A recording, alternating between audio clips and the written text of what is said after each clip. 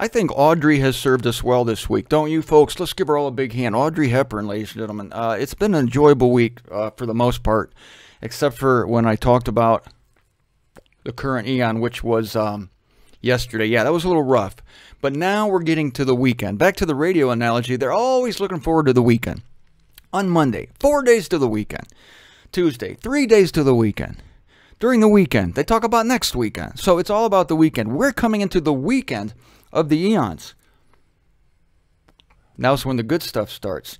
I know you folks are making fun of me. Look, you see the end of my cigars and they're all tattered. In fact, this one's left over from last Friday. I'm on a budget, you know, so like I make these last for like a month.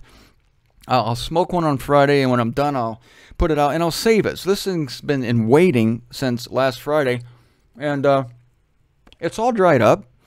It tastes like garbage. Tastes like dog poop, as all cigars do. But I don't care. I'm in it for the effect. I just like the idea of it. I don't enjoy it at all. I might look like I enjoy it, but that's all an optical illusion. And no, I don't know how to light it because they're always ragged at the end, but that's okay. If you want to know how to light a cigar, you need to call my friend Waylon Dabbs of Florida. He's an expert at lighting cigars. He does it with elegance and grace. Much like Audrey here lit the end of her cigarettes. She had that long cigarette holder, you know, and the cigarette at the end. Very elegant. I'm going to look into getting one of those, although it might be just a tad unmanly. Okay, we're coming into what is referred to in Scripture, I have to put on my reading glasses here, as the Eons of the Eons. I'm going to give you another big clue. This one is from Ephesians 2, verse 7. Check out this verse. Ephesians 2:7 talks about the oncoming eons. Now, this from the pen of the man who told us in Galatians 1:4 that this was the present or the current wicked eon. This same guy, Paul, in Ephesians 2:7 talks about oncoming eons. That proves that there are at least 2 eons ahead. Oncoming eons, plural. Doesn't say oncoming eon.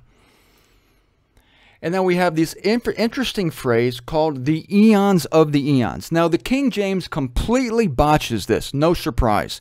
The King James has this asinine phrase, also known as forever and ever. I want to tell you how asinine this is. Forever and ever ignores the plural. In the Greek, it's the eons of the eons. The first thing they do is they take the word ion in the Greek and they turn it to ever. Why don't you just transliterate it? That is, bring it over as directly as you can from the Greek and call it an eon. That's what the concordant version does. Young's literal translation makes it an age. That's not bad. I can live with that. At least it's a time period. The Debar translation, I believe, makes it an eon or an ion. Maybe they put ion in there. Maybe they just bring it directly over from the Greek. I applaud that. I'm all for it. So the King James turns age, turns ion into ever. They get rid of the genitive case, that is the of the, eons of the, comparing some eons to other eons. And they change that to and, which is the Greek connective kai, K-A-I. And if you looked at any of the ancient Greek manuscripts, the word kai is not there. So the connective is not there. It's the genitive case of the nouns ion, the noun ion. So they miss that. Forget about that. They don't translate it that way. And then they lose the plural. Eons of the eons. You hear the S's at the end? They call it forever and ever, as if there can be a forever and an ever. It's ridiculous. The only time you see that kind of asininity is in Hallmark cards. I love you forever and a day. Forever and a day. What's forever and a day? Can you just love me forever? You add a day? I mean, it's a sentiment. It's an, what you would call a, what do you call it when people go, not an exaggeration, but hyperbole. It's hyperbole. But we're not after hyperbole in the Scriptures, are we? No. So we have eons of the eons. Here's your verse references. Here's your verse references for eons of the eons. Romans 16:27, Galatians 1:5, Philippians 4:20, and 1 Timothy 1:17, eons of the eons. This is comparative. Let me explain to you the eons of the eons. These are the two coming eons of all the eons. These are the greatest eons of all the eons. That's why Paul says, I think it's Romans 16, or is it Ephesians 3? Where is it? Read the whole New Testament, you'll find it. To God be the glory for the eons of the eons. Oh, that might be Romans 11:36. To God be the glory for the eons of the eons. That means that he is going to get glory in the final two eons that he has not gotten in the previous 3 eons, because the previous 3 eons have to do with death, disruption, and the coming of Christ to deal with sin, the misunderstanding of Christ. He doesn't get his due. He comes as a Messiah. They kill him. They can't stand him. And so all this trauma and tragedy is going to end at last when he gets glory for the eons of the eons. Now, people say, Merton, that verse sounds just so confusing. It's so technical. Not really. Not really, and I'll tell you why. Because there's a phrase in Hebrews that talks about the holies of the holies. Have you ever heard the term Holy of Holies? Oh, there's also a term called the Eon of the Eons. It talks about the last eon, not just that there are 2 coming eons, but there are other ones. The Eon of the Eons. Look at that in Ephesians 3:21. That is great. Paul talks about the Eon of the Eons. Now he's talking about the best eon out of all the eons. This corresponds in time to the tabernacle system in space. Watch this.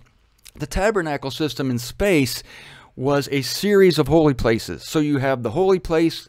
They're all holy places, but there's the holy of the holies. Have you ever heard of that phrase? Sure you have. Everybody has. When my kid was 3, he heard of it. It's the holiest of all the holy places, the holy of the holies. It's not as some people say, people hear this phrase when we correct some people. We say it's eons of the eons. They still insist that God's plan is eternal.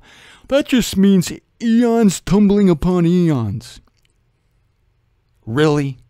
The eons are acrobats? They tumble upon each other? No. Is the holy of holies, or the holies of holies, which is another phrase found in the book of Hebrews, is that an endless succession of holy places tumbling upon holy places? Please. It's comparing 2 holy places to other holy places. The entire sanctuary area was holy, but there were 2 holy places that were holier than the holy places, and those were called the holies of the holies. That's in Hebrews, I think, chapter 9. It meant that we're now talking about 2 holy places as related to other holy places. We're talking about the sanctuary, and we're talking about the Holy of Holies, the cube where the Ark of the Covenant was. But now there's another phrase called the Holy of the Holies. Now we're only talking about the place where the Ark of the Covenant was, where the high priest went once a year to atone for the sins of Israel. Now, that is a wonderful physical representation in space of what the eons are in time. They're comparing eons to other eons. So we have these 3 beautiful, distinctive, descriptive phrases in the Greek. We have the eon of the eons, speaking of eon 5, comparing it to the other eons. That's Ephesians 3:21. We have the eon of the eon. Didn't mention that. Hebrews 1:8 talks about the eon of the eon. In other words, it's describing the last eon, but instead of relating it to all the other eons, it's only relating it to the previous one. It's the eon of the eon. The 5th eon comes out of the 4th eon. Then there's that great phrase, the eons of the eons. Now, the King James obliterates all this lovely distinction that God put in the word.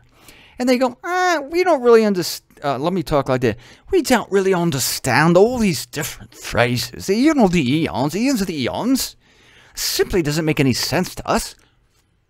I say, let's just make it forever and ever. It's too much work. I've got to be home. The wife says, I need to mow the grass tonight, and I'm really tired of translating. Boys, let's just take one more sip of tea, put forever and ever, to hell with the distinctions, let's get it on, right? That's what they did. And they obliterated these wonderful distinctions. So we have 2 eons coming, called the eons of the eons. And we know because we have the benefit of the entire scriptures. We know that these two eons are the kingdom eon, the 1,000 years of Israel, which most Christians think that's heaven. I thought that was heaven too at one time. Then I found out that people are dying on that eon. Then I found out that a man is considered a youth if he dies at 100, but he's still going to die. Then I find out that Christ is ruling with a rod of iron, and he hits people on the head with a tailpipe of a muffler if they fail to observe the Feast of Tabernacles and come to Jerusalem. He withholds rain from their land. It's a tough little place. It's better than this place, but you still have death, and you have people cast into Gehenna, which is the place of capital punishment. It's not an eternal torment. It's in the valley of Hinnom. It's going to be a place where the corpses of the mortals are incinerated to make room for more corpses, because capital punishment is going to be executed with speed and alacrity. And people are going to think twice before they sin, because as soon as you sin, you don't go through some protracted, dishonest court system with lawyers and all that crap. It's like, boom, instant judgment. We saw a hint of that in the book of Acts, where Ananias and Sapphira embezzled part of the price of the land they sold to Peter. You don't want to embezzle Peter in Acts. No. Not when he's been given keys and authority to bring in the kingdom. You don't want to mess with that guy. They messed with him, they dropped dead on the spot. That's what's going to happen in Eon 4. That's heaven. Not only is it not heaven, it's on earth. But it's not all, because we have eons of the eons. There's an eon to come, and it's eon number 5. And God dwells in eon number 5. Oh my gosh, I got to hurry up. Look at my time. I got to give you the 5 eons. The human hand is a wonderful representation. Here's my left hand. Let's go this way. Your little pinky is eon number 1. That was the beginning, see? God created the heavens and the earth. And then in between your fingers are the disruptions, because in between every eon is a cataclysm of major proportions. So what happened after Eon 1? We had the disruption of the world. That's this space here between your pinky and your other finger. I don't know what your ring finger, okay? That's the disruption. Then you have your ring finger, and that would be the second eon. That's the eon Adam lived in, okay? That eon ended with the flood of Noah. There's in between there, in between the fingers, you got the flood of Noah. It's a cataclysm. Then you come into the present wicked eon. That's this middle finger right here. That's the present wicked eon. Now, after that comes the day of indignation. That's the cataclysm that ends this eon. And then the index finger, your pointer finger, that now becomes the kingdom eon, and then the final eon is your thumb. That's the eon of the eons. And what's cool is your hand naturally separates into the thumb and the forefinger. You do a lot of stuff with this. You pinch people with it. You pinch, pinch, pinch, pinch. You pick up stuff and you smoke cigars with it. So these are the good eons, the thumb and the forefinger. These are the evil eons.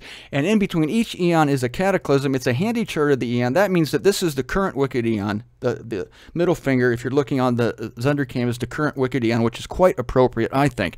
And as you're giving this demonstration of the eons to people, if they don't get it, then you have your hand at the ready to smack them across the face and bring them to their senses.